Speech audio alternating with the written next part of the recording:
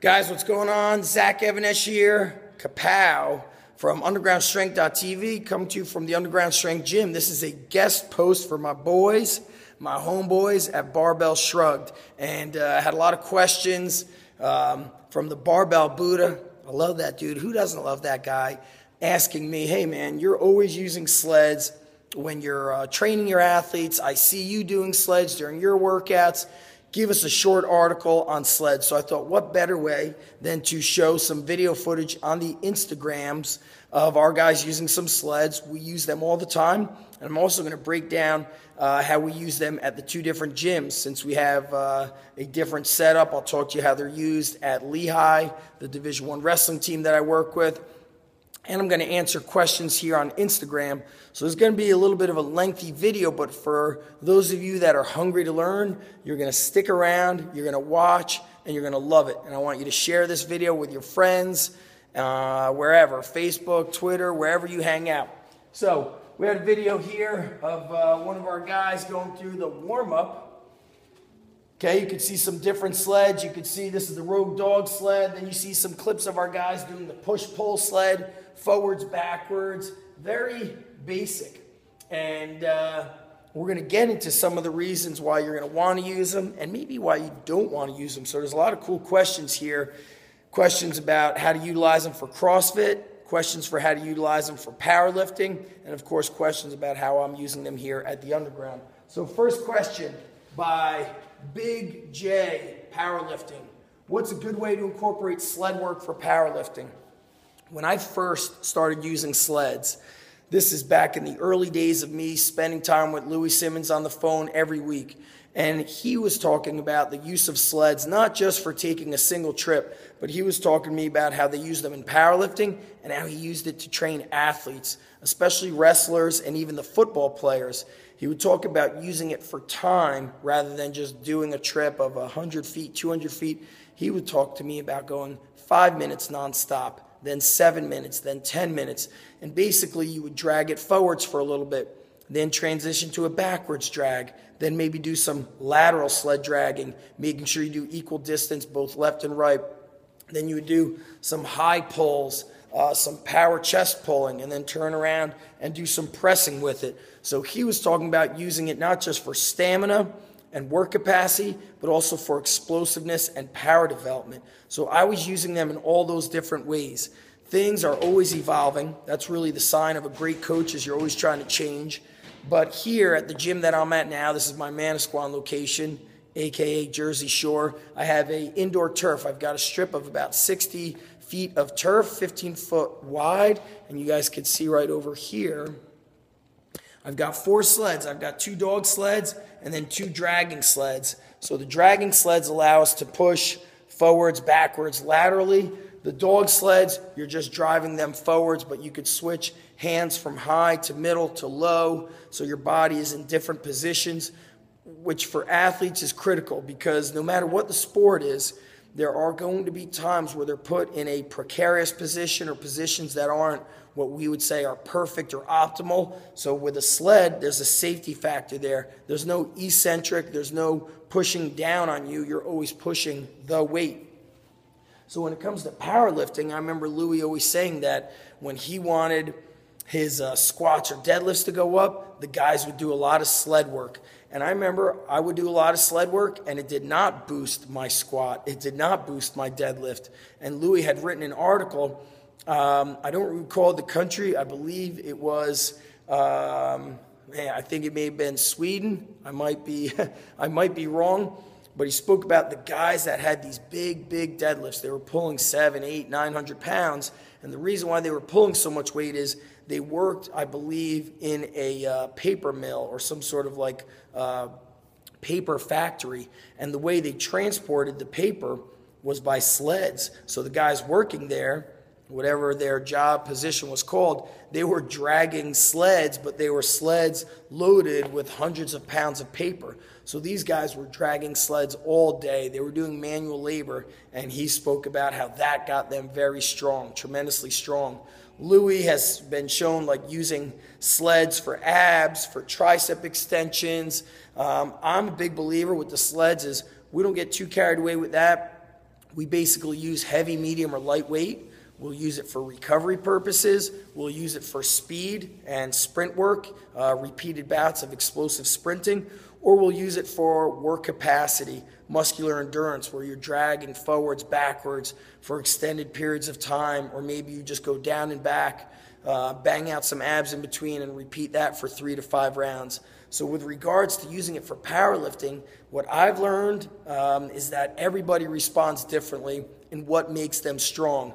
If I'm doing lots of sled work, if that does not boost my squat. What boosts my squat is squatting and variations of the squat, glute ham exercises, and strengthening my back. So you've got to find what works for you. I would say this though, it never hurts anybody to be in shape, to just be fit. You don't want to be so big and so out of shape that you're huffing and puffing in between sets. You have to take extended rest periods. So the sleds boost your work capacity. I would use sleds to alleviate soreness from the legs. If your legs are really sore from a tough squatting and deadlifting workout, or any serious athlete is going to push him or herself and you're going to get hurt. It just happens. Anybody who's serious is always trying to test the limits and then break those limits. So you will oftentimes need to revert to a sled when maybe you have a knee injury or a back injury and you can't load the spine through a deadlift or a back squat, and you just need to do sled work. I've personally used the sled extensively for myself and helping our athletes recover quicker from different types of knee surgery, whether it's a meniscus, ACL, MCL, PCL, and here and there we have athletes that blow out ACL, MCL, or ACL, PCL. It's like crazy, but they can't squat up and down. The range of motion is tough, so we do a lot of the sled work. And the way I do that is I say, we're going to go. Then when you feel discomfort during that kind of rehab period, and I know I'm not supposed to say rehab, I'm not a physical therapist or whatever, so people out there don't cry, don't get upset, but we will use that sled by feel. So once they start feeling a little discomfort, we stop. So maybe they do 1 or 2 sets. Then a week later, they're able to do 2 to 3 sets. They build it to 3, 4, 5 sets. So for powerlifting, you guys are going to have to test what you need. You might want to do some very short sprints with a pushing sled to develop some explosive power. You might want to do lighter sleds where you're just doing them for time, and that's going to do time under tension. That's going to build muscle. Or you go very heavy sleds. I've posted a photo on our Instagram of some of our kids dragging 500 pounds of sleds, and it's different. So this turf is not the thick turf with rubber pellets. That makes it much, much harder. I believe everybody should use sleds, and now we're going to get into an argument against it. There's a question here that says, on a recent AMA on Reddit, that's an Ask Me Anything on Reddit, the Dave Castro of CrossFit says he didn't like sled work because it doesn't require much skill or much technique. Is he right? Is sled work void of technique? For the sport of CrossFit, those guys and gals are so athletic. I mean, they have very high-level gymnastic skills, weightlifting skills. Their mobility is excellent. So dragging a sled doesn't require a whole lot of technique. In fact, the first thing I recall from Buddy Morris, who is probably one of the best strength coaches in the world that not enough people know about, I remember him saying something. We had a conversation about training new athletes, not young athletes, new athletes. And he said, you are wanting to use exercises that are hard to fuck up. And it's hard to fuck up dragging a sled, pushing and pulling a sled. Sure, I sometimes see guys hunching over the sled, not keeping a good trunk position. That's bad position. Is it going to break their back or, slip a disc? Very likely not. Now, Dave is right in the case of, is it going to help any technique? No. But what about leg endurance? What about leg drive? What about when a CrossFit workout requires them to do Murph? Your legs are going to need tremendous endurance. So maybe you doing sled work for extended periods of time will help your muscular endurance, and that's going to help you feel better when you're doing high repetition squats, high repetition thrusters, high rep deadlifts, all the high rep stuff that is oftentimes involved in CrossFit, where you have a lot of lactate tolerance being built up. So is it hard to learn? No, but that never means we should negate it. So in the one way, yeah, it doesn't require skill. But let me tell you something. Here's where I look at it. Not just from what I explained to you about what athletes or how it could contribute to CrossFitters, but let's not talk about CrossFit the sport. Let's talk about people running CrossFit boxes.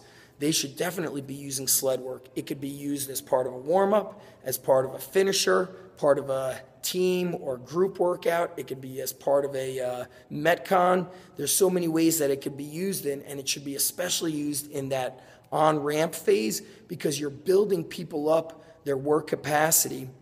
And when people are out of shape, the more out of shape they are, the quicker their technique will degrade and break down during technical exercises. So it has a carryover in those areas. And if you train athletes like myself, people think you could teach a high school athlete or even a college athlete, a Division I athlete, how to power clean and deadlift and do these exercises. But here's the truth. I have worked at all those levels, and just because you're a high-level sport does not mean you are a high-level lifter. So they all need to start. So at Lehigh, we don't have turf. We don't have we don't even have sleds. So what I did is I went to a tire yard.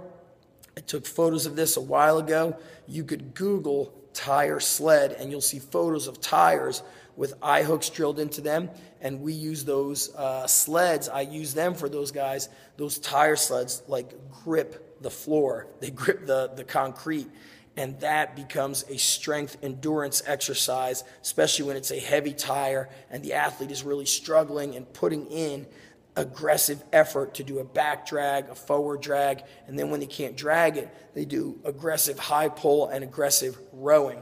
So is the Dave Castro right? In one respect. Then on the flip side, he is wrong in the way that's saying he's saying, he doesn't like sled work, so that's an opinion. Does it have a carryover to the technique skills of CrossFit? No. Does it have a carryover to somebody's fitness? Yes. Is Dave Castro my boy? I like that guy. He says it like it is, man. He says it like it is. He pisses people off. And what I always say, stand for something or fall for anything. Okay, last question here. How does sled work compare with ruck marching or a buddy carry? Well, ruck marching and buddy carries are obviously loading on top of you. Ruck marching can quickly and easily kind of take you out of position. Sled work is definitely going to help you guys if you're doing Go Ruck or preparing for 20X challenge over at Seal Fit. I did a lot of sled work. If you follow Pat, of course I'm forgetting his name, Pat. I'm messing up the name, but Pat is one of the earliest CrossFit guys. He's a former Navy SEAL, and he would do something. I think they called it. Damn it! I'm pretty pissed off that I'm forgetting his last name. But he would do a 1 mile sled drag, and he did it as a challenge. And what does he say? I'm pissed off. So now I gotta find his name here. So Pat. Former Navy SEAL, CrossFit, Pat Sherwood, my boy, Pat Sherwood. Sorry about that. I'm getting confused because the head coach at Lehigh's name is Pat. So Pat Sherwood says, I'm not doing CrossFit workouts to be a CrossFit competitor. I'm doing it so I don't suck at life. And you hear me talking about training in that manner is I train for life.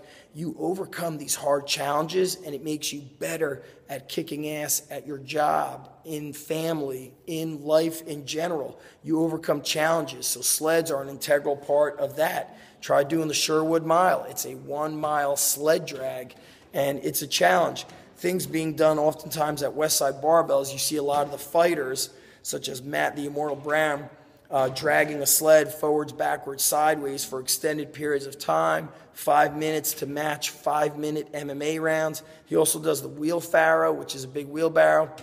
He'll run that for extended distances and time. I think it's at least a 1/4 mile. So a ruck is going to be more sitting on your back. It works your legs tremendously. The sled is, you're going to feel it more in your legs because you're driving forward, you're pushing backwards. Whereas rucking, you're walking, so you feel more of a total body effect, and it doesn't fatigue your legs as quickly. Sled drags, you can only go so far before your legs are really kind of shutting down on you, saying, boom, it's all over and done.